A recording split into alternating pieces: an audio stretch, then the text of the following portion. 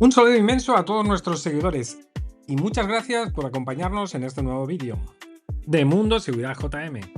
A ver, vamos a ir por materia, porque hoy analizaremos algo absolutamente enorme.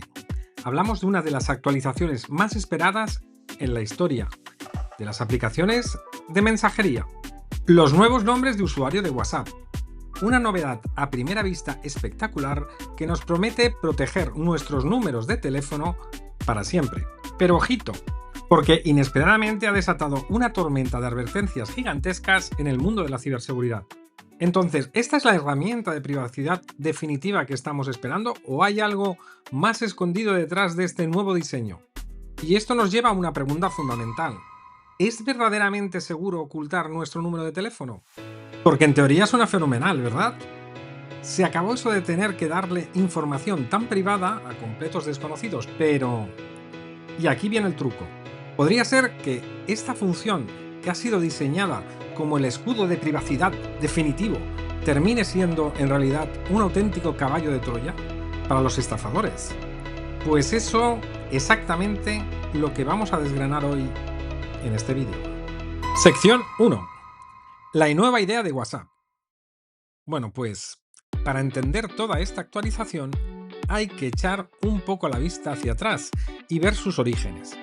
Meta ha estado bajo muchísima presión durante años para solucionar un fallo estructural importante en su diseño original. Básicamente la obligación de exponer un dato tan sumamente crítico como nuestro número de teléfono solo para poder enviar un mensaje a alguien.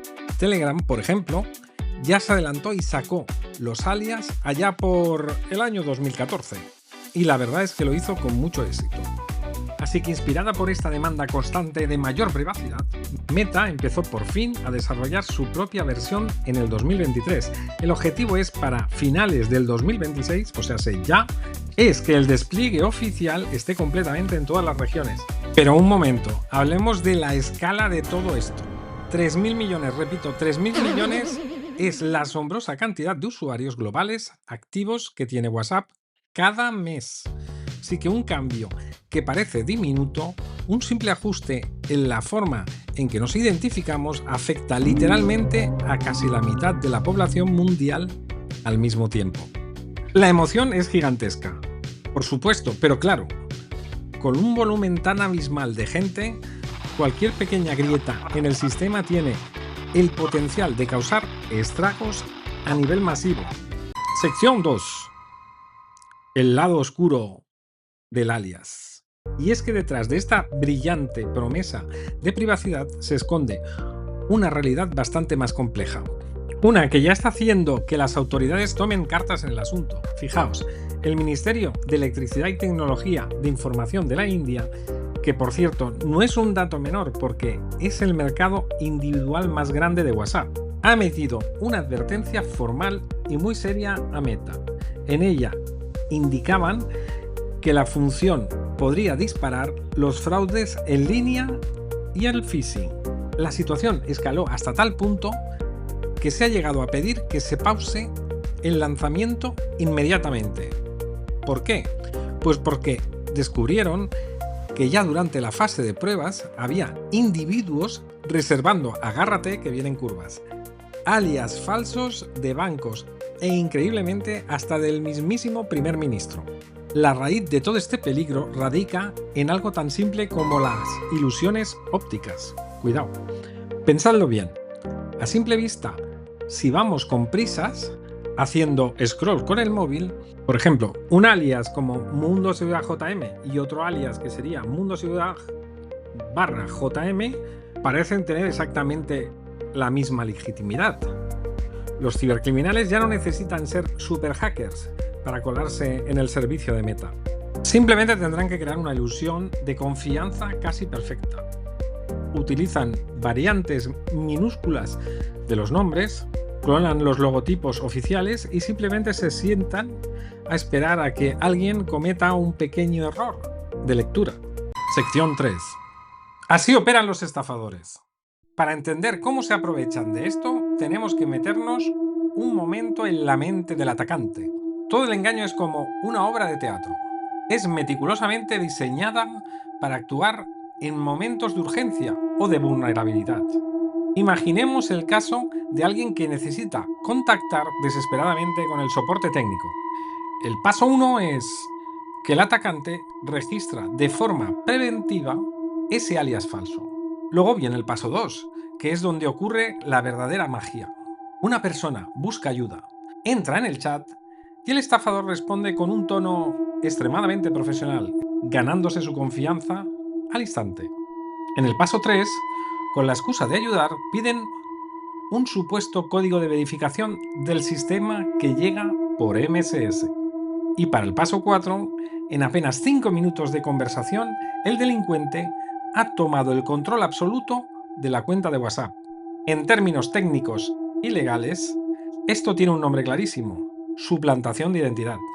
Básicamente consiste en asumir la imagen y el nombre de una marca oficial para generar un entorno de confianza que es totalmente falso.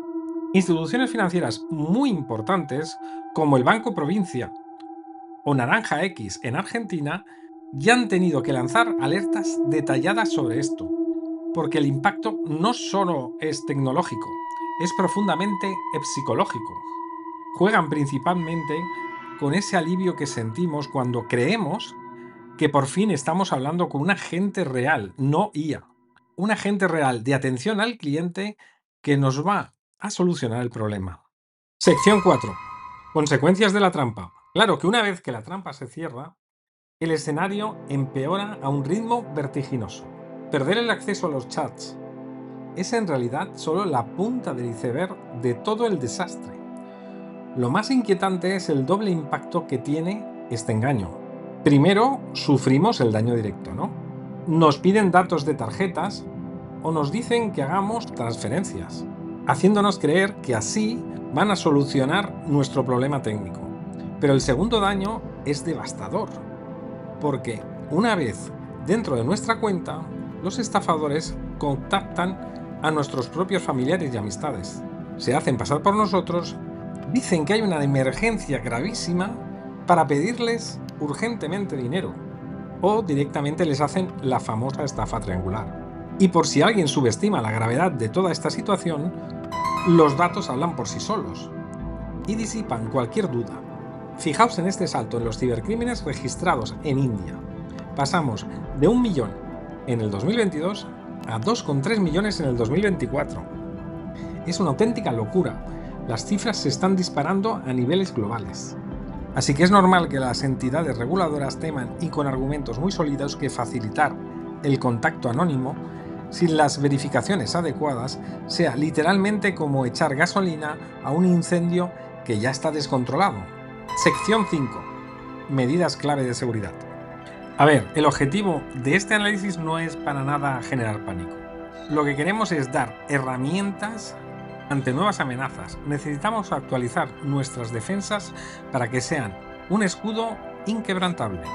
Y aquí va la primera regla de oro: hay que buscar siempre la insignia del tilde verde de verificación junto con el nombre del contacto. Un nombre de usuario se falsifica en un segundo poniendo simplemente un guión. El logo se descarga de internet y listo. Pero esa insignia verde es concedida exclusivamente por la plataforma y es la única garantía real de que detrás de ese chat hay una cuenta oficial legítima. Sin tilde verde hay que desconfiar. La segunda medida requiere un cambio de hábito que es vital. Debemos iniciar las conversaciones exclusivamente desde la página web o aplicación oficial. Es decir, hay que evitar a toda costa usar la barra de búsqueda de WhatsApp para intentar encontrar al soporte técnico de nuestro banco o de una tienda online. Lo más inteligente y lo más seguro es ir directamente a su página web oficial y hacer clic en el icono de WhatsApp que ellos mismos proporcionan. Y llegamos a la regla intocable de ciberseguridad, esa que está escrita en mayúscula y grabada a fuego. Nunca jamás se deben compartir los códigos de verificación de 6 cifras. Ni pines, ni contraseñas, Ninguna entidad legítima, y repito, absolutamente ninguna, necesita que le facilitemos un código que hemos recibido por SMS, ni tampoco nos van a pedir hacer una supuesta transferencia de prueba para desbloquear el sistema. Si nos piden eso, que se nos encienda la bombilla, esto es una estafa. Esperamos que este vídeo os haya sido de vuestro interés, ya sabéis, si os ha gustado le dais al like, si tenéis alguna duda o comentario o simplemente nos queréis poner verdes, en comentarios. Muy pronto, más vídeos en nuestro canal Mundo Seguridad JM. Muchas gracias por haber llegado hasta aquí.